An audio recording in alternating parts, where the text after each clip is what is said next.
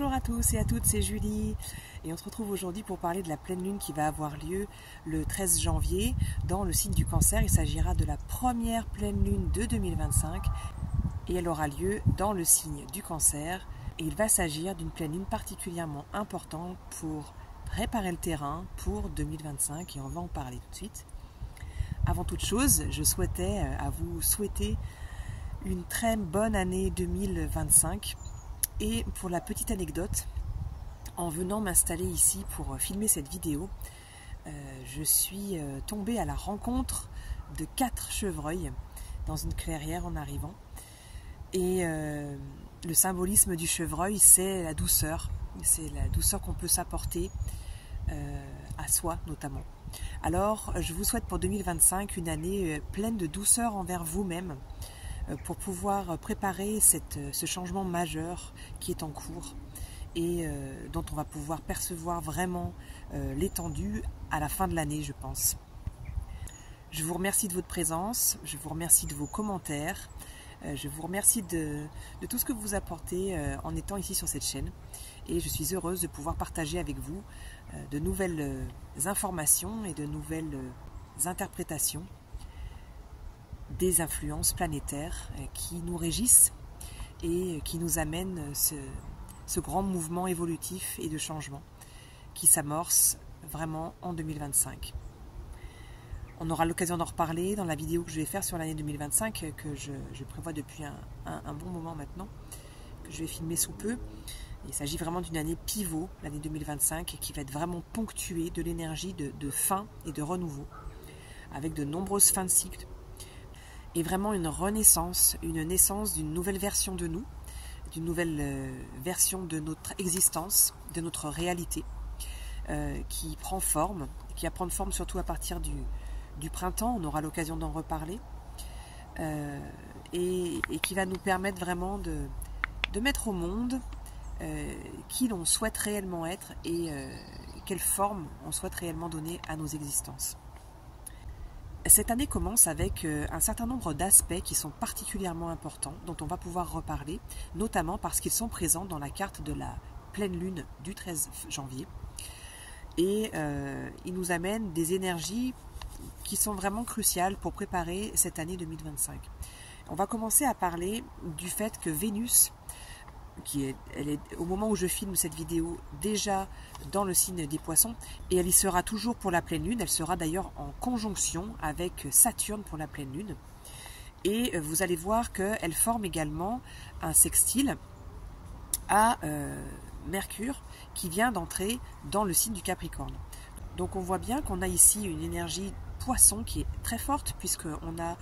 ce Neptune qui est désormais à nouveau direct dans son propre signe du poisson et en train de clôturer un cycle de 165 ans autour du zodiaque en terminant par son signe. Et on a désormais donc Vénus qui est exaltée, donc elle est particulièrement à son aise en poisson et on peut avoir ici vraiment touché du doigt nos rêves. On peut vraiment avoir quelque chose où on rêve grand, où on a vraiment ce à quoi on aspire qui commence vraiment à se matérialiser dans notre esprit, dans nos cœurs et on peut vraiment toucher du doigt nos rêves et avec cette présence ici de la conjonction avec Saturne en poisson et avec le sextile à Mercure qui vient d'entrer dans le signe régi par Saturne, le Capricorne, on peut avoir vraiment quelque chose où on prend nos rêves au sérieux, on prend les choses qu'on a envie de concrétiser, qu'on a envie de matérialiser, qu'on a envie de voir se réaliser au sérieux. On ne les balaye plus d'un revers de manche, on ne considère plus que ce sont des lubies complètement extravagantes, mais on considère que c'est sérieux et c'est vraiment des rêves qu'on a envie de matérialiser, qu'on a envie de prendre au sérieux dans le sens de c'est quelque chose d'important pour moi, c'est quelque chose qui me tient à cœur, c'est quelque chose que j'ai profondément en moi envie, l'élan de réaliser, de concrétiser. Et donc, j'y réfléchis sérieusement avec ce Mercure en Capricorne et j'y réfléchis concrètement avec comment réaliser, comment faire les pas nécessaires pour concrétiser ce rêve-là. Et donc, toujours dans cet esprit de vous présenter mes vœux pour 2025, eh bien, je vous souhaite de rêver grand, d'aller accéder à vos rêves qui vous tiennent réellement à cœur, et puis de pouvoir vous mettre en marche vers ces rêves-là, et de commencer à les concrétiser. Et puisqu'on est au tout début de l'année, et qu'on est vraiment dans une année pivot, une année où il va y avoir de grands changements qui vont s'amorcer, eh bien donc je vous propose, si vous en avez l'élan, de vous écrire une lettre à vous-même, à votre vous du futur. Et ce vous du futur, c'est vous dans un an. Vous pourrez relire cette lettre à la fin de l'année, à Noël ou pour boucler l'année 2025. Et je vous propose de vous connecter vraiment intérieurement à ce qui est vivant à l'intérieur de vous. Ce qui est vivant et qui peut être à vif, ce qui est vivant et qui peut être souffrant, et ce qui est vivant et ce qui peut être vraiment vos élans profonds. Là où vous avez vraiment profondément envie d'aller, ce que vous avez vraiment profondément envie de concrétiser, et ce que vous avez envie d'être en fait. Et je vous propose de vous écrire tout ça, de garder cette lettre, de la relire à la fin de l'année, vous la mettez à la fin de votre agenda par exemple, et vous la relisez dans un an, et entre-temps, vous gardez la ligne de mire, ce que vous vous fixez comme ligne de mire, ce que vous vous fixez comme objectif, comme direction, vous la gardez vraiment, puis vous oubliez en fait la lettre, le contenu de la lettre, ça n'a pas d'importance, vous la retrouverez. Et vous verrez, je pense que ça sera un très bon exercice à faire cette année avec les changements vraiment puissants, profonds qui s'amorcent. Ça nous donnera l'occasion de voir le chemin parcouru à la fin de l'année, de là où on en était au début de l'année, ce qu'on visait, comment ça s'est matérialisé, comment ça s'est joué à la fin de l'année. Et de voir comment notre réalité a pu vraiment se métamorphoser en un an. Et ça, je pense que ça risque d'être assez flagrant et que ça vaut le coup de pouvoir garder cette idée de cette lettre-là. Donc c'est un exercice que je vous propose. Et s'il vous parle, eh bien, j'ai hâte de voir à la fin de l'année vos retours de comment tout ça se sera vécu. Donc voilà, une année majeure pour rêver grand, pour ouvrir et s'ouvrir à plus grand que nous. Et on va en parler tout de suite avec le changement des nœuds qui s'amorce. Dès le 10 janvier, le nœud nord va passer dans le signe des poissons, va donc conclure un cycle d'1 an et demi dans le signe du bélier, et puis un cycle complet autour du zodiaque où il va amorcer un tout nouveau cycle. Et lorsque une planète ou un point fictif du ciel se retrouve à 0 degré du bélier, c'est le point d'amorce du zodiaque. Et c'est le point de concrétisation, c'est le point de matérialisation sur cette terre, c'est le point de révélation sur notre plan terrestre en fait. Ce 0 degré du bélier. Et donc, on est à un moment où vraiment ces jours-ci, on s'en approche concrètement et puis vraiment pour la dernière fois, avant que ça passe en poisson le 10, et on peut sentir vraiment quelque chose qui a vraiment besoin de se boucler. Et on peut sentir ça avec des choses qui ont vraiment besoin à la fois de se dire, de s'affirmer. Nous, on a besoin peut-être de s'affirmer et on va voir quels aspects nous parlent de ça. On peut voir aussi des choses qui se terminent, qui se bouclent et des choses qui ont vraiment besoin de fermer, de boucler la boucle, de fermer le cercle. Et ça peut être des choses un peu de longue date et ça peut être aussi des choses qu'on a pu travailler pendant tout 2023-2024.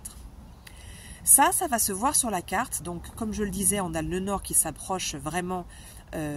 en ce moment, là le moment où je filme la vidéo, et puis ce sera déjà le cas qui s'approche donc du passage en poisson. Ce sera le cas, comme vous pouvez le voir sur la carte, de la pleine lune où le nœud nord sera déjà à 29 degrés des poissons. Ça se voit également avec le fait qu'on a pour le moment de la pleine lune Chiron qui se trouve à 19 degrés du bélier. Et c'est pas un degré anodin pour le coup, puisqu'il s'agit du degré exact où il se trouvait au moment de l'éclipse totale de soleil qui a eu lieu en avril dernier, en avril 2024, et qui a été un moment particulièrement chamboulant, qui a amorcé des changements vraiment profonds et des vécus un peu douloureux pour beaucoup de personnes. Vous pouvez vous rappeler qu'en avril dernier, ça a pu être vraiment une période difficile qui s'est amorcée pour vous, avec des choses vraiment qui ont beaucoup changé, et il peut y avoir eu vraiment une grosse bascule à ce moment-là. Et Chiron était donc conjoint exactement à cette nouvelle lune, éclipse totale, au mois d'avril dernier, et il se retrouve au degré exact ici, au moment de cette première pleine lune de l'année 2025 qui amorce un changement majeur. Donc on a ici, comme en fait les dernières bribes, les derniers lambeaux en fait de ce qui a besoin d'être laissé derrière, qui peuvent revenir, et où on a vraiment ces dernières choses, ces dernières vieilles peaux, ces vieilles mues de serpents qui sont à laisser partir, et qui peuvent vraiment arriver ici. À une clôture en fait d'un cycle, et on peut vraiment avoir des derniers moments où certaines choses vont arriver à une résolution. Ça peut se vivre d'une manière vraiment complètement radicalement différente d'une personne à une autre, mais ça peut vraiment se vivre d'une manière où on peut arriver à un point où on s'affirme vraiment, parce que parallèlement à ce Chiron qui se retrouve à ce degré-là, on trouve notre Mars qui est encore en opposition à Pluton, qui est donc au premier degré du Verseau, et l'opposition exacte entre Pluton et Mars en Lion s'est faite le 3 janvier.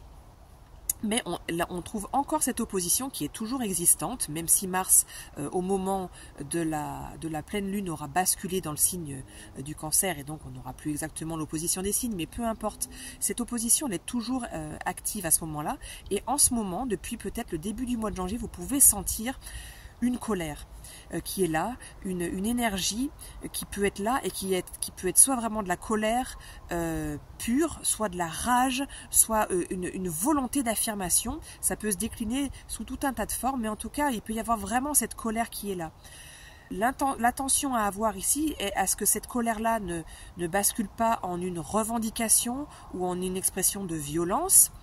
qui est souvent la confusion qu'on a dans nos sociétés entre la colère et la violence. On confond souvent l'expression de la colère,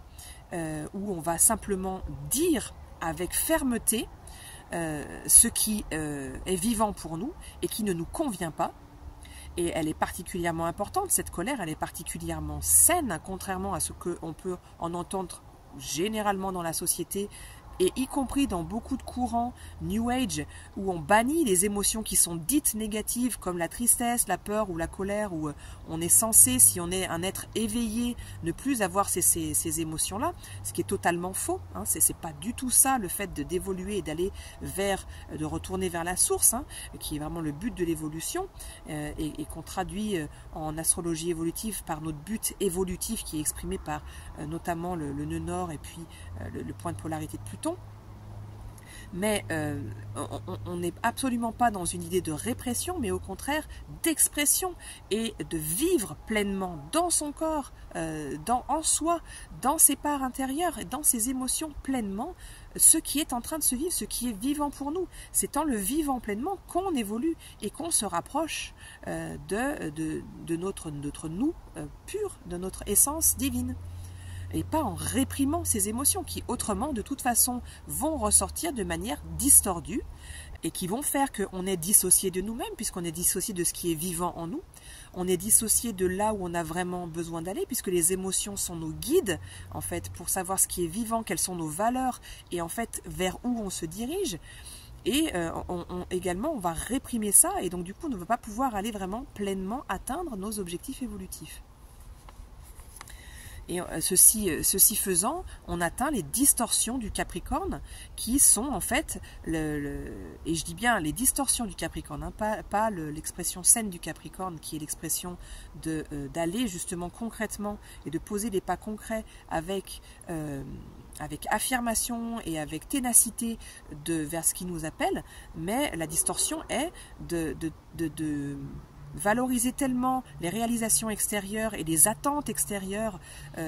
avant tout, qu'on va réprimer ce qui est vivant pour nous sur un moment, un instant T, ce qui est vivant pour nous intérieurement au niveau de nos émotions, qui est la polarité avec le signe du Cancer dont on va reparler, et qui va faire que du coup on n'atteint plus vraiment nos objectifs de manière alignée, mais par rapport à ce qui sont des attentes extérieures, et qui ne sont plus les nôtres, et qui sont des attentes déformées de performance et de résultats. Mais à quel prix? Et au contraire, donc pour en revenir à notre Mars opposé à Pluton, Pluton ici cherche notre libération de tout ce qui nous a pu nous être imposé et qui nous a enfermés. Et avec ce Mars en opposition qui est donc le maître du nœud nord pour encore quelques jours, où on a vraiment eu cet appel à s'affirmer dans le monde tel qu'on est exactement, eh bien il vient nous dire: là, il y a des trucs que j'ai laissé passer encore là. Il y a des choses que j'ai laissé faire pour telle raison, où en fait je me suis laissé peut-être influencer, ou je me suis laissé écraser, ou je ne me suis pas affirmée pour tout un tas de raisons en fait, et où Mars dit non, là c'est plus possible, et des situations vont se présenter où en fait on a l'opportunité de finalement s'affirmer et ne pas renourrir ce même cycle où on va finalement pas avancer, mais on va buter et tourner en rond. Ce Mars, en fait, il est rétrograde, et comme on a pu en parler la dernière fois, il vient nous ramener à l'intérieur pour pouvoir réviser comment est-ce qu'on a envie de s'affirmer, comment est-ce qu'on a envie de se mettre au monde tant qu'il était en Lion. Là, il est passé en Cancer. Et lorsqu'il est en Cancer ici, d'autant plus que Mars, comme la Lune à laquelle il est conjoint pour la pleine Lune, eh bien Mars et la Lune sont ce qu'on appelle hors limite.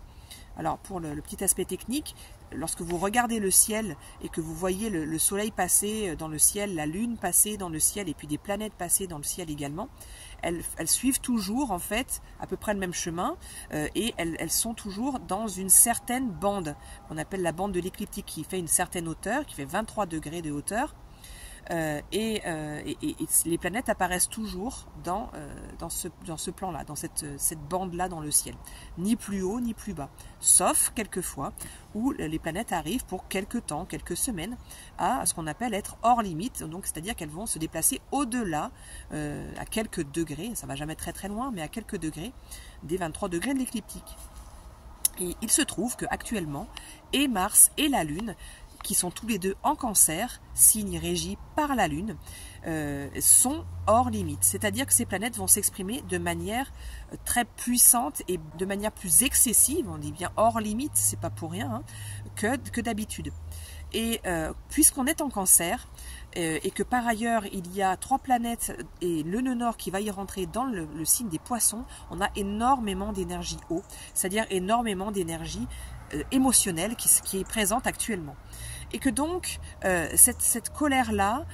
qui peut être présente, ou bien ça peut être autre chose que de la colère, ça peut complètement être de la tristesse, de la dépression par rapport à l'état du monde par exemple, ça peut être de la peur également. Eh bien ces émotions-là, elles peuvent être vraiment décuplées avec ces 2 planètes conjointes, la Lune bon, la Lune n'est pas une planète, mais bon, en astrologie pour faire simple on appelle une planète, même si c'est un luminaire, et Mars donc, qui sont conjoints et qui viennent vraiment exalter, exacerber nos émotions. Qu'est-ce que ça vient nous demander de faire ici? Ça vient nous demander de nous connaître finalement.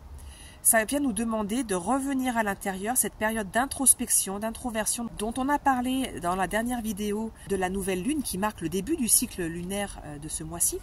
Et bien là, on arrive à la culmination avec la pleine lune où on retrouve Mars conjoint à la lune, toujours rétrograde, en Cancer cette fois, et qui vient accentuer ce besoin d'introspection, ce besoin d'introversion et de regarder quelles sont nos parts, qu'est-ce qui est vivant à l'intérieur de nous, ce qui rejoint un peu ce que je vous proposais en début de vidéo avec cette lettre, et qui vient nous demander de voir qu'est-ce qui est vivant, quelles émotions j'ai, et de venir les honorer, parce que les émotions sont des messagers, elles viennent nous dire ce dont on a besoin, ce qui est vivant pour nous. Et elles viennent nous informer ici sur quelles sont nos valeurs, qu'est-ce qui est important, où est-ce qu'on a envie d'aller, qu'est-ce qu'on a besoin d'honorer. Mars vient aussi chercher les espaces où il va être possible d'exprimer ses émotions, de manière complètement sécure, c'est-à-dire dans des espaces où on ne va pas être jugé, où on ne va pas chercher à nous dire il faut que tu reviennes à une émotion positive parce que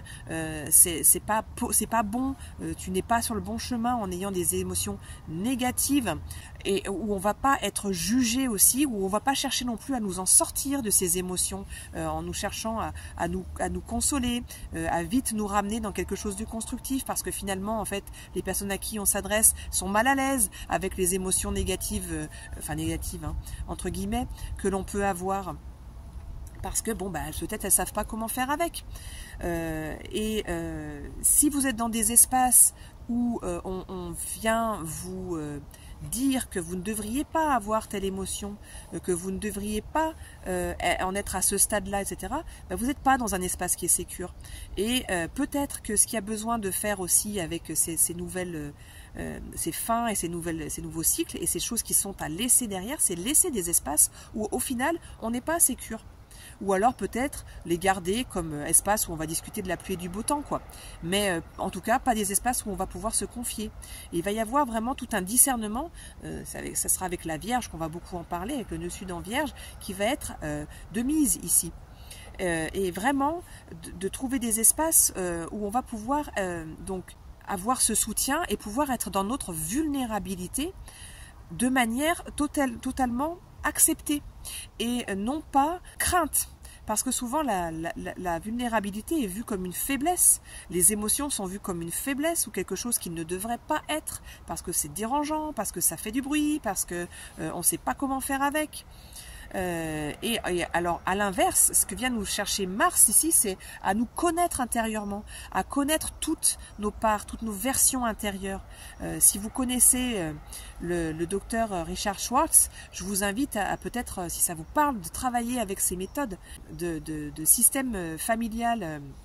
intérieur et qui vient chercher toutes les parts qui sont là. Et ce travail avec la Lune, avec le Cancer et avec Mars rétrograde en Cancer, ça vient nous apprendre à revenir à l'intérieur comme on le disait, mais aussi à redevenir notre propre parent sécurisant. C'est-à-dire qu'aller chercher les espaces sécurs à l'extérieur, c'est très bien et il y en a besoin, on est des animaux grégaires. Et il y a besoin pour pouvoir avancer vers nos rêves, de pouvoir aller vers des espaces où on est accepté pour qui on est, avec nos spécificités, nos unicités, nos excentricités et avec ce qui est vivant pour nous, sans que ça vienne évidemment être un dépotoir. Faut pas que l'espace devienne un dépotoir où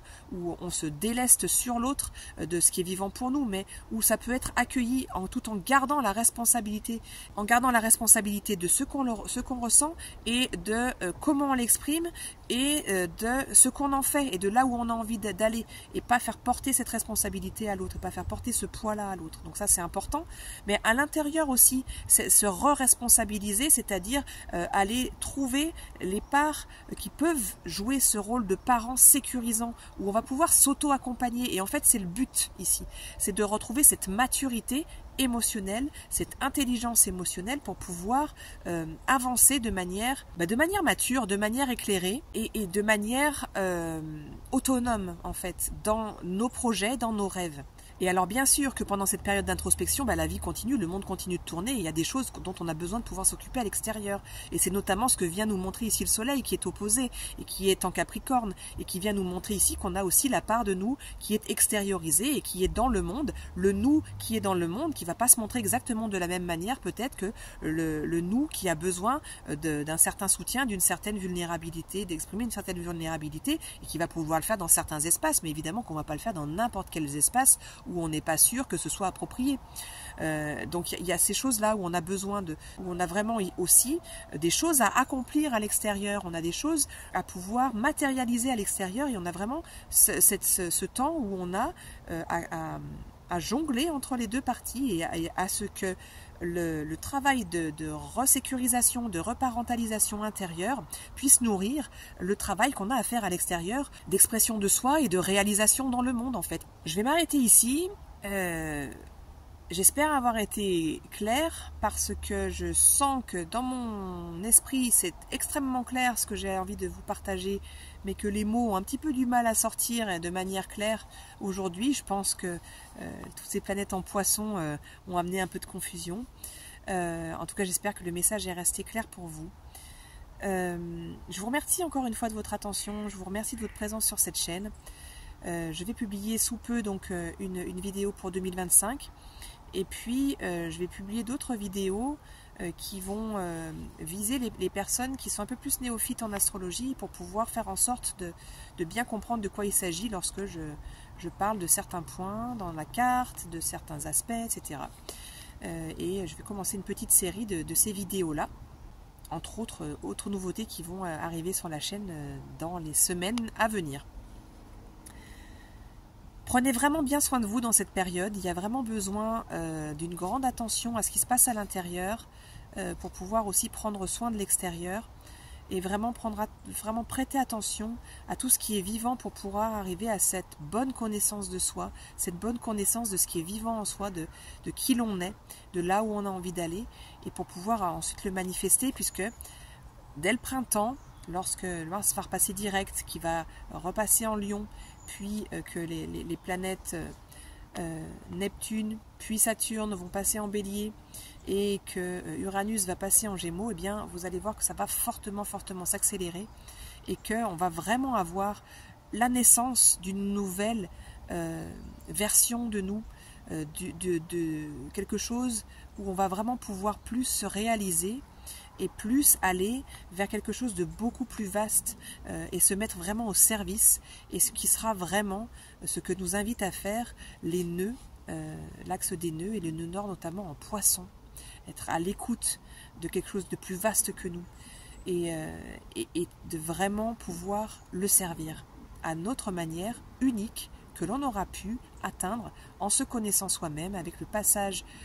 précédent du nœud nord en Bélier, et puis avec tout ce travail précieux et crucial que nous invite à faire Mars en rétrogradant actuellement en Cancer. Je vous souhaite de bien prendre soin de vous, je vous souhaite beaucoup de douceur encore une fois, et je vous dis à très vite pour une nouvelle vidéo.